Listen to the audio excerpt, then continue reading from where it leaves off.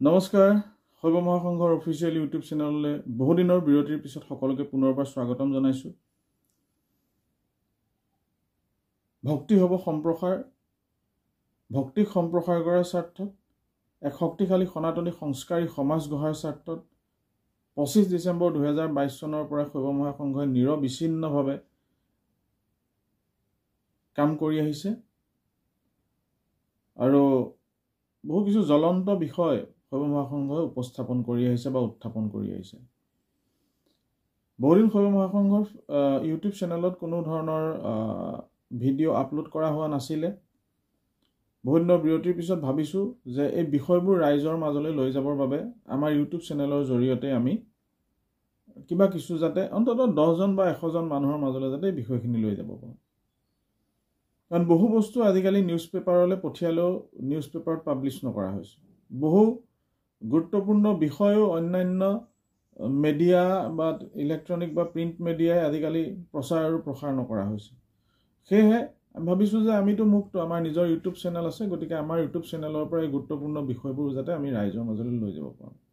আজি আলোচনা কৰিবলৈ লোৱা বিষয়টো হৈছে যে বিপন্ন অসমৰ ভৱিষ্যত। 1951 চনৰ পৰা 2051 চনৰ ভিতৰত এক তথ্যভিত্তিক নিৰ্মোহ নিৰপেক্ষ আৰু তথ্যভিত্তিক বিশ্লেষণ, মই বাৰম্বাৰ কৈছোঁ যে তথ্যভিত্তিক বিশ্লেষণ, কোনো ধৰণৰ তথ্য নোহোৱা কথা আজি আলোচনা কৰিবলৈ আমি যোৱা নাই, সম্পূৰ্ণ তথ্যভিত্তিক বিশ্লেষণ কৰিবৰ কাৰণে আগবাঢ়ি আহিছোঁ। আমি যদি চাওঁ যে প্ৰথম ভাৰততে হওক বা অসমতে হওক, ভাৰতবৰ্ষত প্ৰথম স্বাধীন ভাৰতবৰ্ষত প্ৰথম লোকপিয়ল হৈছিল 1951 চনত। 1951 চনত হিন্দুৰ পপুলেশ্যন আছিলে সমগ্ৰ ভাৰতবৰ্ষত 84.1 আৰু মুছলিমৰ পপুলেশ্যন আছিলে 9.8%। এই হিন্দু আৰু মুছলিম বুলি কোৱাৰ লগে লগে আপোনালোকে এনেকৈ নাভাবিব যে মই সাম্প্ৰদায়িক কিছু কথা ক'বলৈ গৈছোঁ। মই সাম্প্ৰদায়িক কথা ক'বলৈ যোৱা নাই, মই তথ্যভিত্তিক কথা ক'বলৈ গৈছোঁ। আৰু আজিৰ অসমৰ বা আজি ভাৰতৰ প্ৰেক্ষাপটত অতিকে প্ৰয়োজনীয় এটা বিষয় জনগাঁথনিৰ পৰিৱৰ্তন, এই বিষয়টোৰ ওপৰত আলোকপাত কৰিব বিচাৰিছোঁ। ইয়াৰ জৰিয়তে মোৰ কোনো সাম্প্ৰদায়িক বিষবাস্প বা সাম্প্ৰদায়িক এক মানসিকতাৰ সৃষ্টি কৰা মোৰ উদ্দেশ্য নহয়।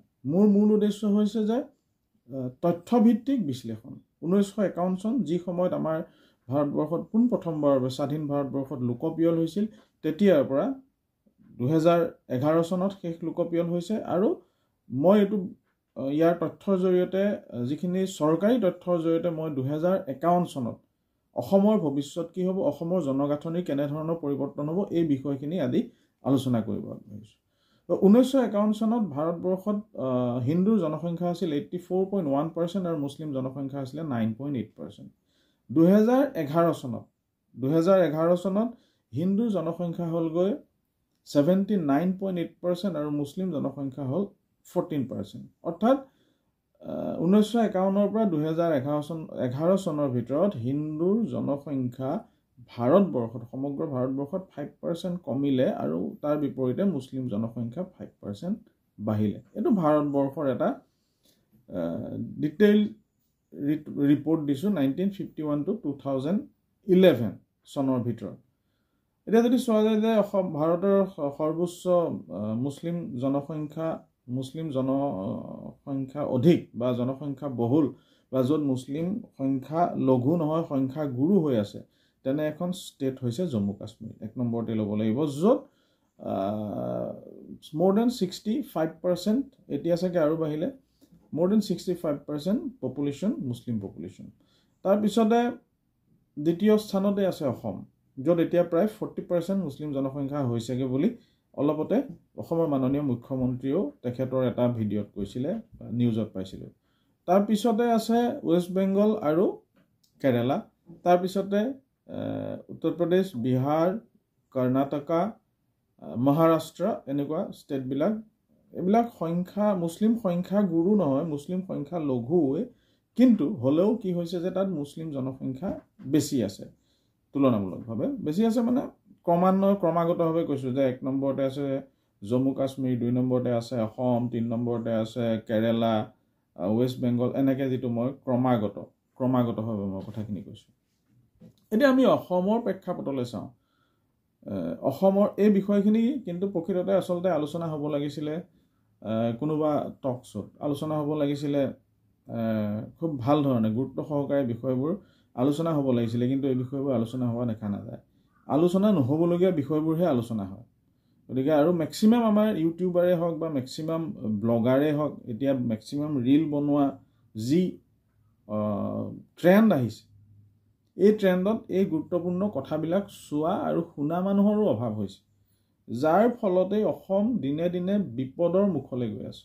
অসমৰ যাৰ ফলত বিপন্ন অসম, যাৰ ফলত অসমৰ ভৱিষ্যত এটা বেলেগ দিশে গতি কৰিছে, জনগাঁথনিৰ য'ত আমূল পৰিৱৰ্তন হৈছে। এতিয়া মই আপোনাক ক'ম যে 1951 চনত অসমত হিন্দুৰ জনসংখ্যা আছিল 70%, বিপৰীতে মুছলিম জনসংখ্যা আছিলে 24.86%। 1961 চনত হিন্দুৰ জনসংখ্যা বাঢ়িল 1%, 71% হ'ল। মুছলিম জনসংখ্যা অধিক 1% বাঢ়ি 24ৰ পৰা 25% হ'ল।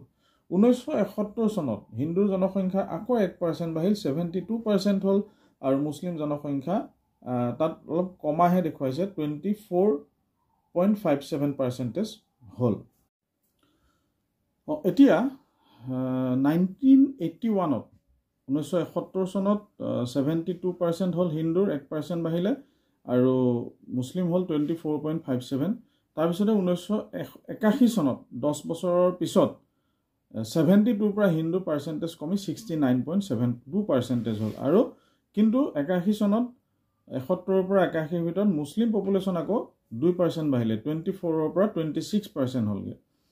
1991 চনত হিন্দু পপুলেশ্যন আকৌ কমিলে, 69ৰ পৰা 67 হ'ল, 67.14% হ'ল, আৰু মুছলিম পপুলেশ্যন আকৌ 2% বাঢ়ি 28.43% হ'ল।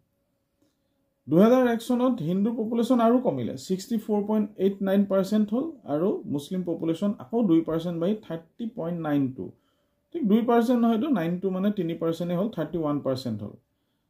2011 চনত হিন্দুৰ পপুলেশ্যন ড্ৰাষ্টিকলি কমিলে, 64ৰ পৰা 61% হৈ গ'ল, 64ৰ পৰা 61% হৈ গ'ল, আৰু মুছলিম পপুলেশ্যন ড্ৰাষ্টিকলি বাঢ়িলে 30 to 34% হ'ল। 30ৰ পৰা 2001ৰ 30.92, 31ৰ পৰা 34.22 হ'লগৈ, অৰ্থাৎ 4% বাঢ়ি গ'ল মুছলিম জনসংখ্যা।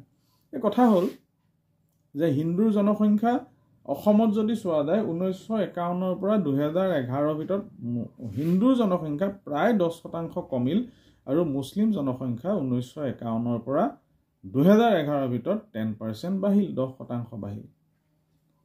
2021 চনত আমাৰ লোকপিয়ল হ'ব লাগিছিলে, কিন্তু চৰকাৰৰ ভাষ্য মতে যে ক'ভিড সেই সময়ত মহামাৰীৰ কাৰণে লোকপিয়ল অনুষ্ঠিত কৰিব পৰা নগ'ল।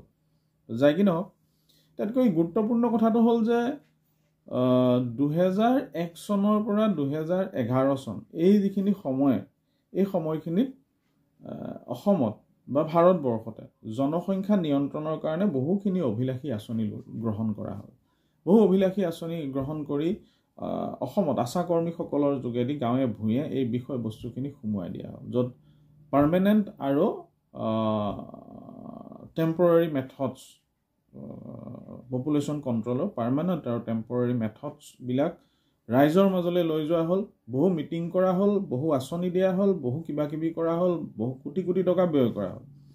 কিন্তু 2001 চনৰ পৰা 2011 চনৰ ভিতৰত সেইকাৰণে হিন্দুৰ জনসংখ্যা 3%তকৈও বেছি কমিল, আৰু মুছলিম জনসংখ্যা 4% প্ৰায় বাঢ়িল।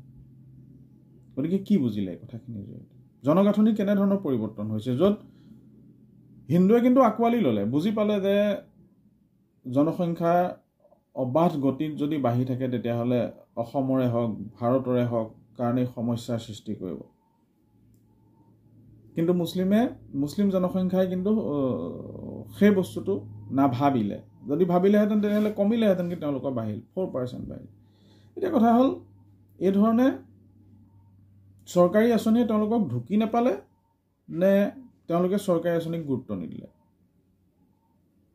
ইয়াৰ ফলত হিন্দুৰ যিটো জনসংখ্যাৰ বা জনগাঁথনিৰ যিটো ড্ৰাষ্টিক চেঞ্জ আহিলে, এইটো এটা ভয়াৱহ বিষয়। তো 10% 1951ৰ পৰা 2011ৰ ভিতৰত 10% প্ৰায় কমি গৈছে হিন্দু জনসংখ্যা। এইটো বহুত ডাঙৰ বিষয়, বহুত ডাঙৰ ভাবিবলগীয়া বিষয়। আৰু 1951ৰ পৰা 2011 চনৰ ভিতৰত মুছলিম পপুলেশ্যন কিমান বাঢ়িছে? 10% বাঢ়িছে। ভাৰতীয় প্ৰেক্ষাপটত হিন্দুৰ জনসংখ্যা 5% কমিছে, মুছলিম জনসংখ্যা 5% বাঢ়িছে 1951 পৰা 2011 চনৰ ভিতৰত। অন্যহাতে অসমৰ প্ৰেক্ষাপটত 1951 পৰা 2011 চনৰ ভিতৰত হিন্দুৰ জনসংখ্যা প্ৰায় 10% কমিছে আৰু মুছলিম জনসংখ্যা 10% বাঢ়িছে। This is the magic. এই বিষয়বিলাক আমি যেতিয়া উপস্থাপন কৰোঁ তেতিয়া আমাক হিন্দু মুছলিম কৰিছে বুলি কয়, সাম্প্ৰদায়িক বুলি কয়। সেইকাৰণে আজি গামোচাখন লৈ আহিছোঁ। এতিয়া অসমত এনেকুৱা এটা ট্ৰেণ্ড চলি আহিছে, মানে হিন্দুৰ বিষয়ে ক'বলৈ গ'লে সি মানে অসমীয়া নহয়, সি গামোচা ল'ব নোৱাৰে। গামোচা লৈ কোনোবাই যদি হিন্দুৰ বিষয়ে কয় তেওঁকতো পাৰিলে মানে ধিক্কাৰ দিব। এই যিটো ট্ৰেণ্ড, এই ট্ৰেণ্ডটোৱে অসমখন এটা বেলেগ গতিলৈ লৈ গৈছে। এতিয়া মই কওঁ যে আমি এতিয়া আলোচনা কৰিলোঁ 1951 পৰা 2011। তো এতিয়া মই ক'ম যে 2011 পৰা 2051 চনৰ আমি লোকপিয়লত আমি কেনেকুৱা ধৰণৰ এটা প্ৰবেবল তথ্য পাব পাৰোঁ।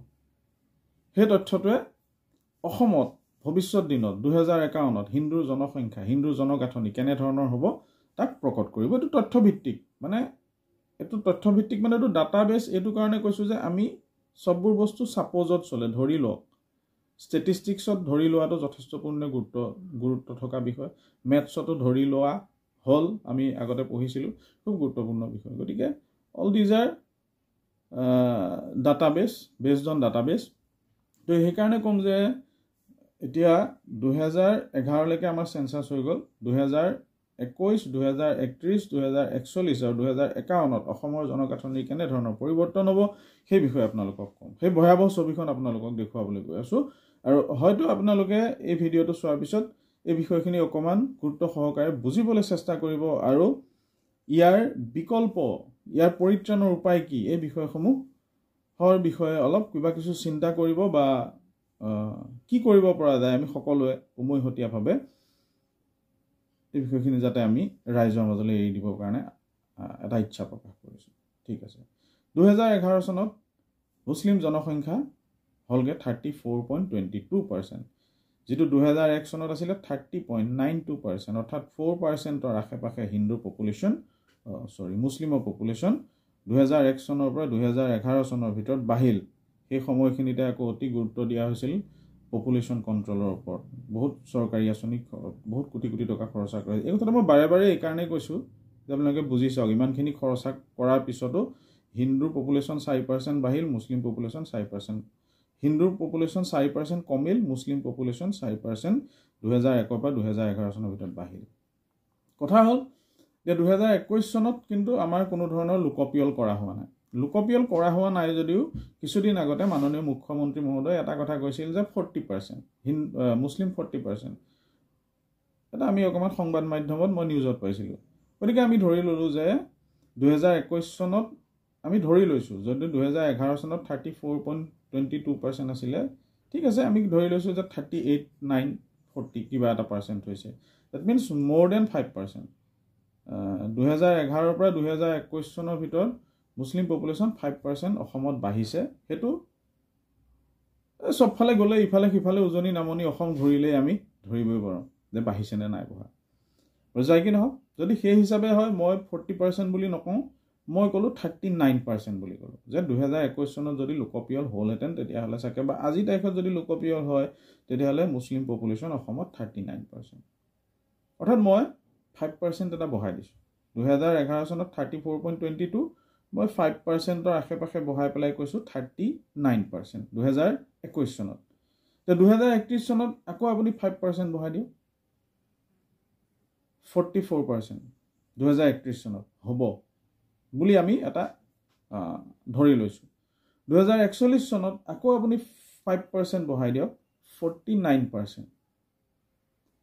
2051 চনত, 51 চনলৈ আৰু 5% এটা বঢ়াই দিয়ক, কিমান হ'ব? 54%। মানে 54 to 55%। আপুনি ধৰি লওক 55%। কাৰণ উজনি নামনি এইখন ঘূৰিলে আপুনি যিটো পিকচাৰ দেখিব, 3-4 গৰাকী পৰিবাৰৰ সৈতে চৰ অঞ্চলৰ যিখন ছবি, সেইখন ছবি দেখিলে 55% ধৰি লওক। তো হিন্দুৰ জনসংখ্যা যদি মুছলিম জনসংখ্যা 55% হয় অৰ্থাৎ কিমান পাৰ্চেণ্ট বাঢ়িলে 34 to 54 ধৰিলো বাৰু 20% বাঢ়ি গ'ল মুছলিম জনসংখ্যা 2011 পৰা 2021 পৰা 2051 ভিতৰত কিমান পাৰ্চেণ্ট বাঢ়িব 20% বাঢ়িব 34 পৰা গৈ পেলাই 54 হ'ব পাৰ্চেণ্টেজটো 10 বছৰৰ মূৰে মূৰে 2021 2031 2041 2051 54%ৰ আশে-পাশে থাকিব তো আমি যেতিয়া চাইছিলো যে 1951 পৰা 2011 চনৰ ভিতৰত হিন্দুৰ জনসংখ্যা কমিছিলে 10% গতিকে 2011 পৰা 2051 ভিতৰত অৰ্থাৎ 100 বছৰত কমিলে 100 বছৰ নহয় 50 বছৰত কমিলে 50-60 বছৰত কমিলে 10% তেতিয়াহ'লে এইখিনি সময়ত 2011 পৰা আকৌ 2051 ভিতৰত আপুনি হিন্দু পপুলেশ্যনটো 7% মান কমাই দিব পাৰে 7-8% কমাই দিব পাৰে তো 7-8% যদি হিন্দুৰ পপুলেশ্যন কমাই দিয়ে তেতিয়াহ'লে 2011 চনত 61.47 হিন্দুৰ পাৰ্চেণ্ট আছিলে তো 8% তাৰ পৰা কমাই দিয়ক কিমান হ'ব 53% হিন্দু পপুলেশ্যন কিমান হ'ব 53% হ'ব 2051 চনত মানে 53 আশে-পাশে হ'ব এটো এটা ধৰি লোৱা কথা সাপোজ যে 50 to 50 পৰা 55 ভিতৰত হিন্দুৰ পপুলেশ্যন থাকিব হিন্দু হয় মানে হিন্দু আদি আমি তাইখত হিন্দু বুলি ভাবি আছো সেইখিনি হিন্দু নাথাকে আগতে হেতু কথা কৈ দিছো আদি আমি ভাবি আছো যে 2051 চনত প্ৰায় 50 পৰা 50 পৰা 55% হিন্দু থাকিব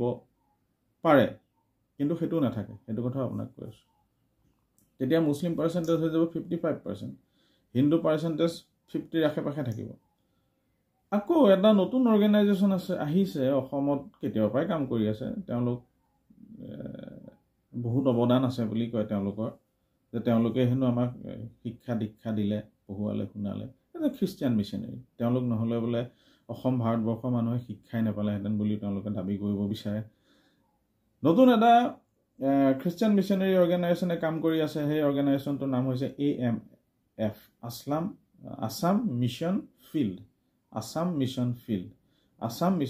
AMF আসাম মিছন ফিল্ডৰ টাৰ্গেট হৈছে যে by 2041 24% খ্ৰীষ্টিয়ান কনভাৰ্সন কৰিব লাগে বাতৰিত পোৱা কথা দেই মই সাদি কোৱা কথা নহয় এইবিলাক মোৰ তথ্য আছে কোনোবাই যদি বিচাৰে যে আপুনি এটো ক'ত তথ্য পালে মই দিবও পাৰিম গতিকে তেওঁলোকৰ টাৰ্গেট হৈছে তেওঁলোকৰ মিছন হৈছে তেওঁলোকৰ ষ্ট্ৰেটেজিক্যালি তেওঁলোকে হিন্দুক কনভাৰ্ট কৰি খ্ৰীষ্টিয়ান কৰিব বিচৰা পাৰ্চেন্টেজটো হ'ল by 2041 24% যিটো গতিত লোভ লালসা দি ঠক প্ৰবঞ্চনাৰ বহুত তথ্য আছে এনেকুৱা নাই এইবিলাক তথ্যভিত্তিক কথা কৈ আছো অলপতে গম পালো যে আমাৰ ইয়াৰে গোলাঘাটৰ এগৰাকী মহিলাক বোলে আধা কথা মাটিও দিব বিচাৰিছে খ্ৰীষ্টিয়ান হ'ব লাগে গতিকে এই ধৰণৰ যিবিলাক চল প্ৰবঞ্চনাৰে গোটেই মিডিয়া হাউস কভাৰ কৰি আছে খ্ৰীষ্টিয়ান মিছনেৰী কনভাৰ্সনটো মই কিছুদিন আগতে এটা তেওঁলোকক চ্যালেঞ্জও দিছিলো কিন্তু তেওঁলোকে চ্যালেঞ্জ একসেপ্ট কৰিব নোৱাৰিলে মই পেপাৰটো লিখিছিলো সংবাদমেল দিও চ্যালেঞ্জ দিছিলো তেওঁলোকে আমাৰ চ্যালেঞ্জ একসেপ্ট নকৰিলে বা নাহিলে যাই কি নহওক তেওঁলোকৰ লক্ষ্য হ'ল 2041 চনত অসমত 24% লৈ খ্ৰীষ্টিয়ান মানুহৰ সংখ্যা বৃদ্ধি কৰিব এটা তেওঁলোকে কাক কনভাৰ্ট কৰিব তেওঁলোকে মুছলিমক কনভাৰ্ট কৰিব নে হিন্দুক কনভাৰ্ট কৰিব তেওঁলোকে হিন্দুক কনভাৰ্ট কৰিব কাৰণ মুছলিম সকল বহুত গুড়া ধৰ্মৰ ক্ষেত্ৰত তেওঁলোক বহুত গুড়া তেওঁলোকক আপোনালোকে মুছলিমৰ পৰা খ্ৰীষ্টিয়ানলৈ কনভাৰ্ট কৰিব নোৱাৰে আপোনালোকে কনভাৰ্ট কৰিব লাগিব আমাৰ অসমত বসবাস কৰা থলুৱা যিসকল সহজ সৰল উদাৰ মনৰ আৰ্থিকভাৱে কিছু অলপ পিছপৰা মানুহখিনিক আপোনালোকে কনভাৰ্ট কৰিব লাগিব তেওঁলোকক আপোনালোকে কনভাৰ্ট কৰি সেই হিন্দুসকলক কনভাৰ্ট কৰি আপোনালোকে AMF আসাম মিছন ফিল্ডে 2041ত 24%ৰ যিটো টাৰ্গেট আছে এই টাৰ্গেটটো এচিভ কৰিব নোৱাৰিলে অন্তত 20% টাৰ্গেট এচিভ কৰিব বুলি আমি ধৰি লৈছো গতিকে যদি 20% খ্ৰীষ্টিয়ান তেওঁলোকে কৰিব পাৰে কনভাৰ্ট কৰিব পাৰে তেতিয়াহ'লে হিন্দুৰ পাৰ্চেন্টেজ কিমান হ'ব 2051ত আমি যেটো কৈছিলো যে 52 ৰাখে পাখে হিন্দু পাৰ্চেন্টেজ থাকিব তাৰ পৰা আকৌ 20% সেই হিন্দুৰ পৰা 20% মাইনাছ কৰি দিয়ক কাৰণ হিন্দুৰ পাৰ্চেণ্টেজটোতেহে খ্ৰীষ্টিয়ানে কনভাৰ্ট কৰিব মুছলিমসকলক খ্ৰীষ্টিয়ানে কনভাৰ্ট কৰিব নোৱাৰে গতিকে সেই হিন্দু যিটো আমাৰ 52 মানৰ আশে পাশে যিটো পাৰ্চেণ্টেজ আছে সেই 52%টোৰ পৰা 20% খ্ৰীষ্টিয়ান কনভাৰ্ট হৈ যাব হৈ যোৱাৰ অৱকাশ আছে তেওঁলোকে যিটো গতিত কাম কৰি আছে হৈ যাবই বুলি কোৱা নাই খ্ৰীষ্টিয়ান হৈ যোৱাৰ অৱকাশ আছে গতিকে তেতিয়া আমাৰ 52ৰ পৰা আৰু 20% মাইনাছ কৰি দিও হিন্দু পাৰ্চেণ্টেজ অসমত কিমান হ'ব 32% হ'ব এতিয়া যিখিনি মানুহ আজি 10 দিন 2 দিন 3 দিন 4 দিনৰ আগতে বা এবছৰ 10 বছৰ 20 বছৰ আগতে যিখিনি মানুহ কনভাৰ্ট হৈছে হিন্দুৰ পৰা খ্ৰীষ্টিয়ানলৈ তেওঁলোকে মিডিয়া হাউচত যেনে ধৰণৰ কমেণ্ট দিয়ে বাপৰে বাপ এনেকুৱা মানুহ হ'ব পাৰে নে নিজৰ ধৰ্মক এৰি তহঁতি চালা 2 টকা পায় বা কিবা কৰি পেলাই আহা আদি 10 দিন হোৱা নাই অফিচেই যোৱা নাই তাৰপিছতে ইমান বেয়াকৈ হিন্দু ধৰ্মৰ বিষয়ে লিখিব পাৰে বা আচৰিত হৈছে গতিকে এই যিটো ট্ৰেণ্ড চলি আছে এইটো ট্ৰেণ্ডে মানুহখিনিক অসমীয়া কৰি নাৰাখে মানে অসমত থাকিব আৰু অসমীয়া মানুহ হৈ নাথাকিব কাৰণ যি অসমত থাকি যিখিনি হিন্দুৱে বিহু মানি আছিলে সেইখিনি হিন্দুৱে যিখিনি হিন্দুৱে দুৰ্গা পূজাত এতিয়া ওলাই গৈছে শিৱৰাত্ৰি পাতিছে বৰসবাহ পাতিছে সেই মানুহখিনি যেতিয়া কেৰল গাবলৈ শিকিব তেতিয়া তেওঁলোকৰ মাজত অসমীয়া কৃষ্টি সংস্কৃতি বা সনাতনী অসমীয়া কৃষ্টি সংস্কৃতি নাথাকে অৰ্থাৎ তেওঁলোক কমপ্লিটলি খ্ৰীষ্টিয়ান হৈ যাব তেতিয়া অসমত হিন্দুৰ পপুলেশ্যন হ'ব 30 পৰা 35% মানে হিন্দু এই যিটো আমি এনালাইসিস কৰিছো এই এনালাইসিসটো এটোৱে কৈছে যে বাই 2051 অসমত হিন্দুৰ পপুলেশ্যন হ'ব 30 পৰা 35% ভিতৰত গতিকে তেতিয়া হিন্দু অসমত সংখ্যা লঘু এক সম্প্ৰদায়লৈ ৰূপান্তৰিত হ'ব এইটো সাংঘাতিক ধৰণৰ জনগাঁথনিৰ পৰিৱৰ্তনৰ বাবে এনে ধৰণৰ কিবা কিছু হৈছে এই ক্ষেত্ৰত কিন্তু ৰাইজে মাত মতাৰ প্ৰয়োজন আছে ৰাইজে এই বিষয়বিলাক আলোচনা কৰাৰ প্ৰয়োজন আছে মিডিয়া হাউচবিলাকে এই বিষয়বিলাক আলোচনা কৰাৰ অতি বিশেষ প্ৰয়োজন হৈছে চৰকাৰ প্ৰশাসনক এই বিষয়বিলাকৰ বিষয়ে চিন্তা কৰিবলৈ আমি সাধাৰণ জনতাই তেওঁলোকক ইয়াৰ প্ৰয়োজনীয় বিহিত ব্যৱস্থা গ্ৰহণ কৰি পেলাই কি ধৰণে জনগাঁথনি আমূল পৰিৱৰ্তনটো ৰোধ কৰিব পাৰে এই বিষয়ে তেওঁলোকক ভাবিবলৈ বাধ্য কৰা খুব বেছি প্ৰাসংগিক হৈ পৰিছে বিশেষকৈ 3টা বস্তু অসমত এতিয়া অতি বেছি প্ৰয়োজন এক হৈছে কঠোৰ জনসংখ্যা কঠোৰতকৈ কঠোৰ জনসংখ্যা বহু বিবাহ সম্পূৰ্ণৰূপে বন্ধ কৰা আইন কঠোৰ জনসংখ্যা আইন 2 নম্বৰ প্ৰয়োজনটো হৈছে যে অসমত ইউচিচি সমসংহিতা আইন প্ৰণয়ন কৰিবলৈ ইউচিচি অসমত প্ৰণয়ন কৰি ঝাৰখণ্ডত যেতিয়া পাৰে অসমতো পাৰিব লাগে 3 নম্বৰ কথাটো হৈছে যে অসমক বিশেষভাৱে এখন বিশেষ ৰাজ্যৰ মৰ্যাদা প্ৰদান কৰিবলৈ য'ত ধৰ্মান্তৰকৰণ নচলিব য'ত ধৰ্মান্তৰকৰণ বিৰোধী আইন থাকিব ধৰ্মান্তৰকৰণ য'ত নচলিব এই কথাখিনি যদি কৰিব পৰা যায় তেতিয়াহ'লে 2051 চনলৈ হয়তো অসমত হিন্দু সংখ্যা লঘু নহ'ব অন্যহাতে কিন্তু 2051 চনলৈ অসমত হিন্দু সংখ্যা লঘু হ'ব গতিকে এই বিষয়বিলাক বহুখিনি মানুহে মোৰ পেপাৰত লিখা মেলা কৰাৰ পিছত বহুখিনি মানুহে এই বিষয়বিলাকক মোক উৎসাহ দিছিলে বহু আমাৰ শুভাকাংক্ষীয়ে কৈ আছে যে বহুদিন ভিডিঅ'ৰ যোগেদি কোনো ধৰণৰ আলোচনা হোৱা নাই গতিকে এই বিষয়বিলাকো যেহেতু অপ্ৰচাৰিত বিষয় আনপাব্লিছড মেটাৰ যিবিলাক মেটাৰ বিষয়ে বিশ্লেষণ কৰিব গ'লে মানে সাম্প্ৰদায়িক বুলি কয় সেইকাৰণে এই বিষয়বিলাক যেহেতু কোনো টক শ্ব' বা মিডিয়াত হাউচত দেখিবলৈ পোৱা নাই সেয়েহে আমাৰ শৈৱ মহাসংঘৰ ইউটিউব চেনেলৰ যোগেদি এই বিষয়খিনি আগুৱাই নিব বিচাৰিছোঁ আপোনালোকলৈ হাত জোৰ কৰি অনুৰোধ কৰিছোঁ যে এই বিষয়বোৰ যাতে ৰাইজৰ মাজলৈ লৈ যায় এই ভিডিঅ'বিলাক যাতে ৰাইজক শ্বেয়াৰ কৰি দিয়ে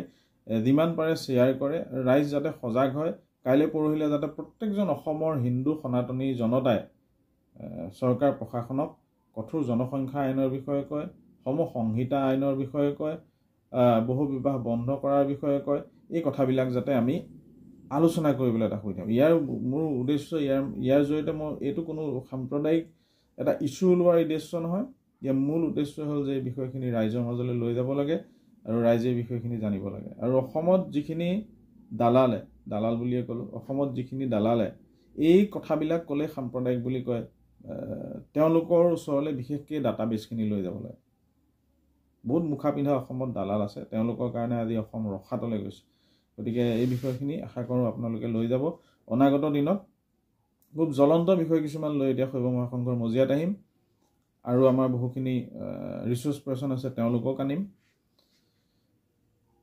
মুৰ্ছিদাবাদত কি হৈছে, পশ্চিমবংগ কিয় তেনেকুৱা হৈছে, অলপ দিন আগতে ঔৰংগজেব ফেন ক্লাবে মহাৰাষ্ট্ৰত কেনেধৰণৰ নিৰ্যাতন চলালে হিন্দুৰ ওপৰত, মুৰ্ছিদাবাদত কিয় হিন্দুক টাৰ্গেট কৰা হ'ল, কিয় মুৰ্ছিদাবাদত হিন্দুৰ মন্দিৰক টাৰ্গেট কৰা হ'ল, বাংলাদেশত কিয় হিন্দুৰ মন্দিৰবিলাকক টাৰ্গেট কৰা হৈছে, মহাৰাষ্ট্ৰত গাড়ীবিলাকৰ আগফালে যে ভগৱানৰ মূৰ্তি থাকে, আমাৰ কোনোবাই গণেশ লগায়, কোনোবাই শিৱ বাবা ফটো লগায়, সেইবিলাক চাই অৰ্থাৎ হিন্দুৰ গাড়ীক কিয় আক্ৰমণ কৰা হ'ল, হিন্দুৰ দোকানক কিয় আক্ৰমণ কৰা হ'ল, হিন্দুৰ ঘৰক কিয় আক্ৰমণ কৰা হ'ল, এই গোটেই বিষয়বিলাক লৈ আমি আহিম। আপোনালোক আশা কৰোঁ আমাৰ লগত থাকিব আৰু এই বিষয়বিলাক যিমান পাৰে ৰাইজৰ মাজত শ্বেয়াৰ কৰি দিব। ধন্যবাদ। হৰ হৰ মহাদেৱ, জয় অসম, ভাৰত মাতা কি জয়, বন্দে মাতৰম।